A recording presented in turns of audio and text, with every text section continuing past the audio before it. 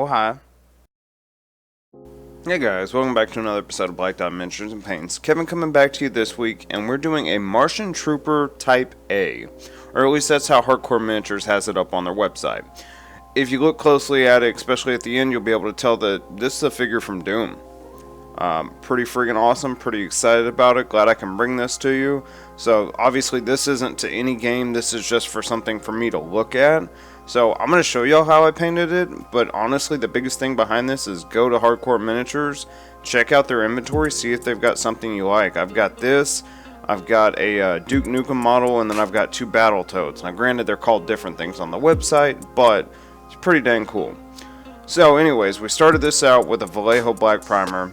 Next we come through with a white ink just from top down, just so we can establish all the nice highlights. Because of the different colors involved here, there wasn't really a primary one to start with the airbrush, so we said screw it and we raw dog this 100% with the brush today.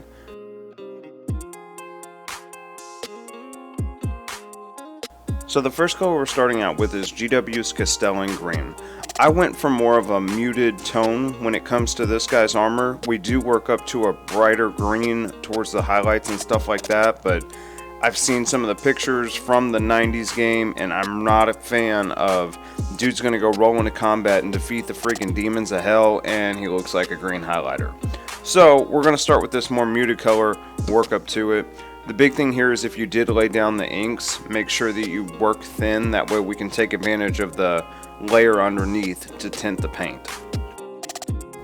So we then mixed up flat black and Eshin gray together, and we're going through and just picking out all of the details that are going to be our black dark color eventually, his knee pads as well. So we just work around the model, make sure that we get a nice saturation, nice coverage over these parts, work thin, that way it leaves it nice and smooth. Beyond that, we're just painting by numbers right now.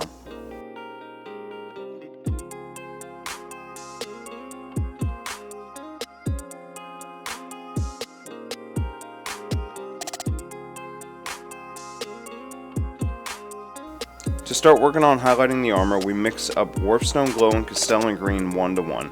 We are working very thin here as to put it down like a glaze, but at the same time you do see the transition after a layer or two. It's not just a 5 million layer glaze, we're getting it done in 2 and 3. So while I've got y'all here watching me do the highlighting, I would like to thank y'all for y'all's patience. Obviously with everything going on, I've been in training, and we had a hurricane, my internet went down, I'm going back to training next week. Schedule's been a little bit hectic. I promise I'm trying to get y'all videos as quickly as I can. Unfortunately these things take time between painting, processing, all of that. So thank you guys for sticking with me, being patient. I really appreciate it. I wouldn't do this without y'all. I couldn't do this without y'all. So again, I appreciate y'all being patient with me. I'm working to get content out as quick as I can, especially now that I've got 4 more models to knock out. So we'll have some good ones coming here very quickly.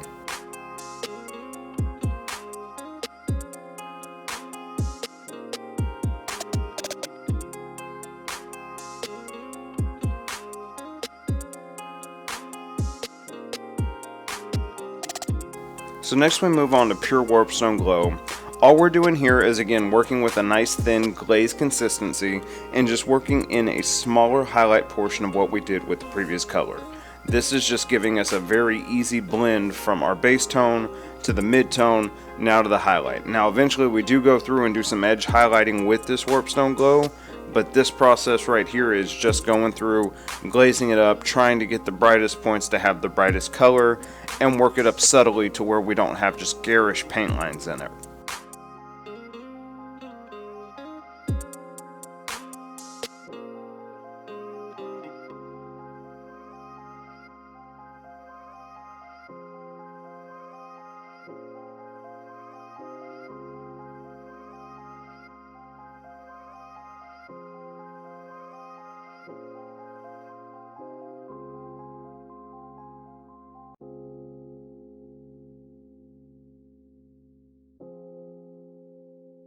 The next color I moved on to was Eshin Gray.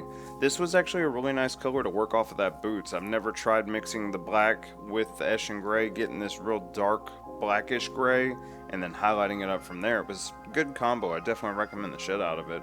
So we go through, we pick out the straps to his boots, we pick out his gloves, we do some edge highlighting on the helmet, and then we also do his shotgun barrel. So as you can see, I started with it as a black color. I realized very quickly that it just wasn't, there wasn't anywhere for me to go with it. I could either sit there and try and paint in fake highlights, or if I could brighten it up and then wash it down. So we opted to brighten it up and we'll wash it down. The nice and bad thing about this model is I got to just sit here and free flow and paint it whatever I thought and what I wanted, but at the exact same time, you know, it's nice sometimes to be able to just autopilot with, oh, ultramarines or ultramarine blue, just start laying in the color, right?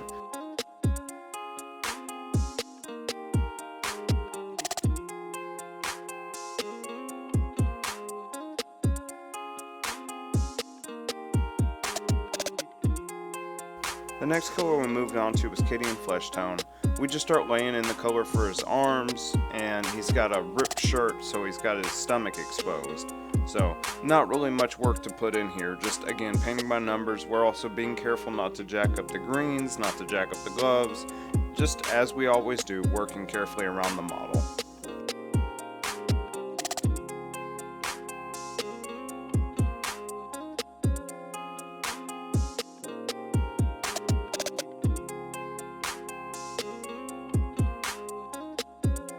Finally, we come through with a wash of Nuln Oil. We're going over just the black details. I ended up not putting a wash at all on the green. I really didn't want to risk it. I came up to something that I really liked with it. I didn't want to risk it, jack with it, anything like that. So right now I'm just painting the Nuln Oil on all the black details, gray details, but beyond that we're just being super careful not to get it on the greens.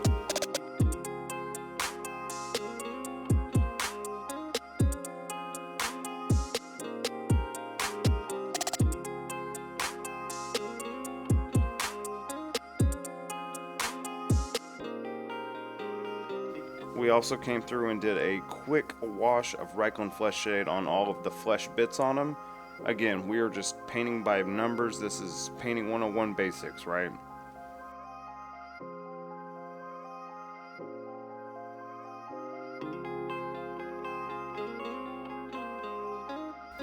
Now the one weird thing I did do with this is I took out the dry brush and I just dry brushed over that black dark color we had. I also dry brushed the barrel to the gun as well as the breech. I wanted the breech in the barrel to look like it was very specifically worn from having to pop the breech, load the rounds, come back up and fire. So that was the reasoning behind that. Next we start working on his visor and we come through with Abyssal Blue. All of this color is a very, very deep dark blue. You can sub it out for anything. We just color in the visor. Next we mix up Cantor Blue from GW with the Abyssal Blue, and we just start working in a small rectangle towards the center of his face. Essentially, we're trying to put a highlight in the center of his face.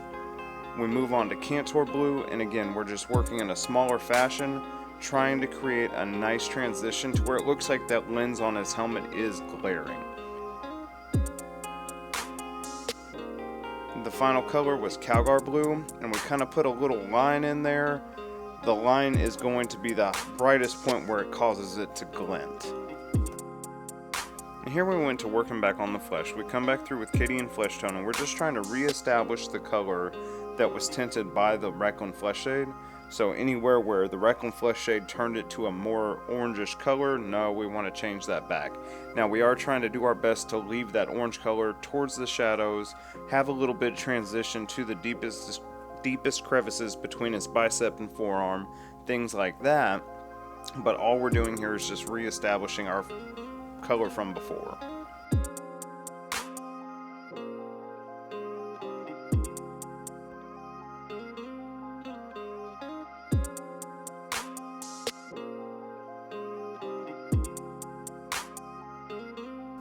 So for the shotgun stock and the pouches around his waist, we come through with Skrag Brown. We're just doing a nice edge highlight around the edge of the shotgun stock, as well as edge highlight all the pouches around his waist. We're just trying to hit the top, the sides, the bottom. Eventually we do come through with a nice Agrax Earthshade to marry it all together and put a filter over top of it. But honestly, you can leave this color as it is. because they do mesh very well together. The Skrag Brown and the Mournfang, very complementary colors.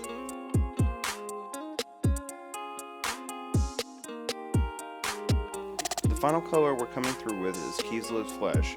Here we're just trying to give the skin just a little bit brighter highlight, bump it up just a tiny bit more. So we're trying to focus here again where the light's falling, where it's going to be the most prominent, most direct sunlight contact.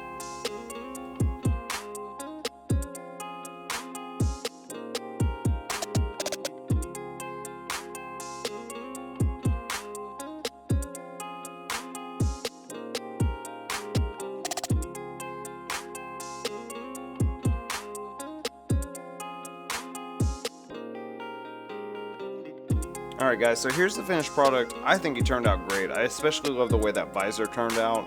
That's probably the best visor I have ever done, giving it a nice, realistic type of shine. As you can see, I did not go full green highlighter. That was the goal to avoid anyway. I'm not sure why, it bothers me. I don't want to see a green highlighter going around killing space imps.